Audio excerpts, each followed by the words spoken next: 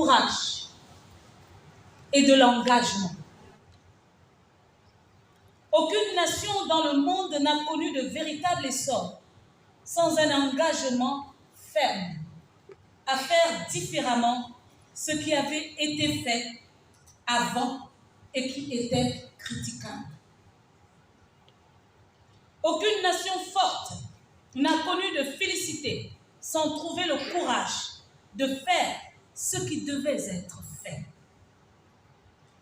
Ainsi, plusieurs pays à travers le monde, à l'exemple de l'Asie, du Rwanda, du Burundi, de la Tunisie, de l'Afrique du Sud, pour ne citer que ceux-là, ont dû décider avec courage de prendre leur destin en main, afin de concrétiser leurs rêves de justice, de démocratie et de développement de leurs États. Bon gré, mal gré, nous y sommes et l'Éternel notre Dieu nous donne ici et maintenant l'occasion de réécrire notre histoire, de notre nation.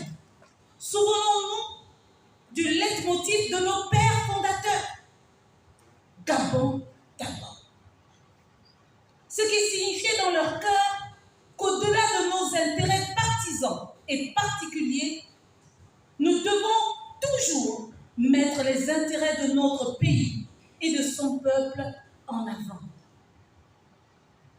Chers professionnels de justice, chers aînés, collègues, chers fils et filles du Gabon, chers amis du Gabon, je reconnais très humblement ne pas avoir de leçons de morale ou d'éthique à donner à qui que ce soit. Et ce n'est pas mon propos. Cependant, je sais une chose. Seule la justice élève une nation. Mais le péché est la honte des peuples. Il nous revient donc d'abord à nous, les professionnels de justice, d'être les garants de la bonne justice. Et en situation d'exception, c'est là où on nous juge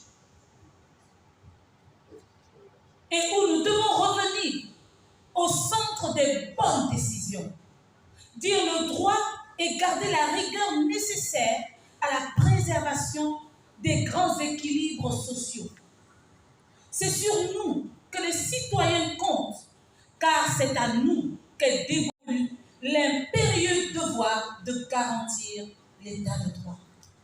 C'est un sentiment de satisfaction parce que lorsqu'on est invité à un séminaire, on s'attend à recevoir beaucoup de choses. Tout au long des ateliers qui ont été organisés, nous avons vu des exposés qui nous ont beaucoup édifiés.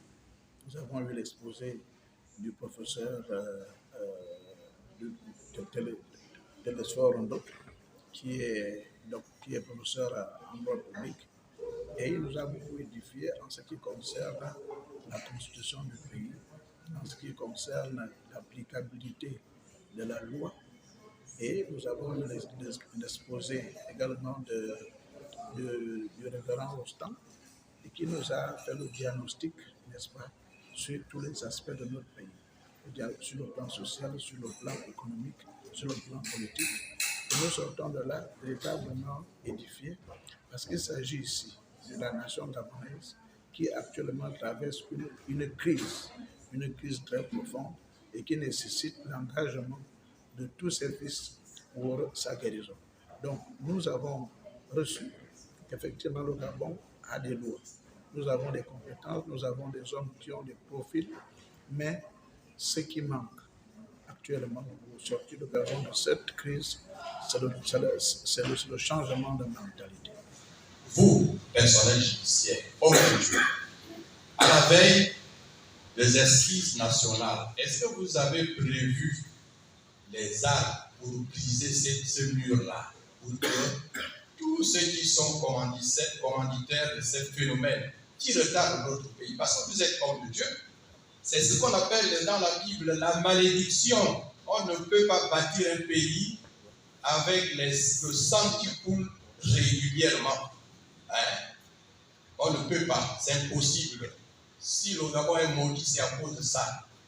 Regardons les pays qui ont eu, je prends le cas du Sénégal actuellement, qui devient notre référence. Parce que la semaine passée, on a vu comment le Sénégal s'est développé. Le Sénégal a été colonisé par nous, la France. Nous avons eu l'indépendance la même année. Alors, vous voyez comment il nous dépasse. Dépasser dans tous les sens. Au niveau des infrastructures, je prendrai le cas des routes. La construction des routes. On n'arrive pas à construire notre route entre Libreville et Tour, 45 km. Par contre, au Sénégal, nous avons maintenant les TGV parce qu'ils ont mis l'accent sur la matière grise. Ils ont mis l'accent sur les croyances, les vraies croyances. Ce n'est pas les gens qui patinent. Le jour, on est avec vous. La nuit, on est dans les temples démoniaques. Alors, est-ce que, homme de Dieu, juriste que vous êtes, nous sommes à la veille, parce que c'est au mois d'avril, non? Oui. Au mois d'avril, nous allons nous retrouver. Est-ce que vous êtes bien préparé pour résoudre cette crise qui secoue la population gabonaise avec des crimes, avec prélèvement d'organes? Que la justice puisse jouer son rôle de garante de l'état de droit, donc il faudrait qu'elle remplisse d'abord un certain nombre de conditions, notamment des conditions institutionnelles. Il faudrait que la justice soit indépendante et impartiale. Donc ce sont là deux éléments fondamentaux et qui permettront, n'est-ce pas, à ce que cette justice puisse rendre des décisions justes. Alors, les deuxièmes éléments, ce sont des éléments d'ordre procédural, c'est-à-dire il y a un ensemble de droits qui sont reconnus aux justiciables lorsqu'ils s'adressent aux juges. Alors, et ces droits vont de la présomption d'innocence en passant par les droits de la défense, le droit, n'est-ce pas, d'être entendu, mais aussi le droit de se défendre devant n'importe quelle juridiction.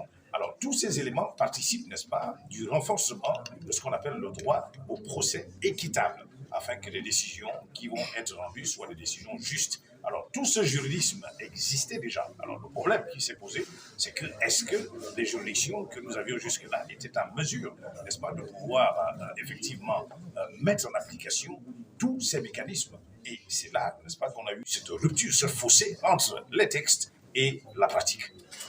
Très enrichissant par rapport à cette rencontre. Nous pensons que ce sont des actions, des rencontres qu'il faut multiplier.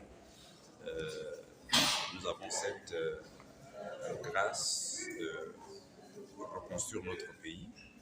Et je crois que de telles rencontres, de tels événements doivent nous amener à nous préparer pour repartir sur de bonnes bases. Si nous voulons avoir un pays fort, prospère. Tout doit être nettoyé. Il n'y a pas que l'État. L'Église est pourrie. Pourquoi voulez-vous que des pasteurs qui prennent le goûter et le dîner avec le président viennent défendre les intérêts de la population? Ça n'existe pas. Il faudrait qu'on s'attaque à la corruption et à la base des malheurs que nous traversons, parce que même les hommes d'église, ils sont obligés de nuancer leur théologie, comme il y en a des centaines de milliers, pour à la fois essayer de plaire à ceux qui leur donnent l'argent et aux ouailles qui leur apportent des dîmes. Et c'est un jeu d'équilibre très, très difficile. Très difficile.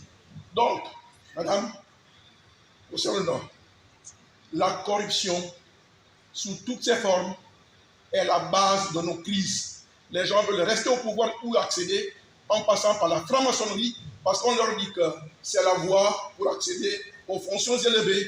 Et quand on accède aux fonctions élevées, on peut accéder de façon détournée, de façon immorale aux ressources de l'État.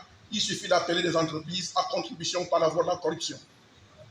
J'en termine par là. Un exemple. Merci. En Côte d'Ivoire, l'archevêque métropolitain d'Abidjan, président de la conférence épiscopale de Côte d'Ivoire, a pris une mesure. Quand un franc-maçon meurt, l'Église catholique ne le reçoit pas. Au Gabon, on se bat pour que le corps vienne plutôt dans mon église. parce que derrière, il y a des emplois. Je vous remercie.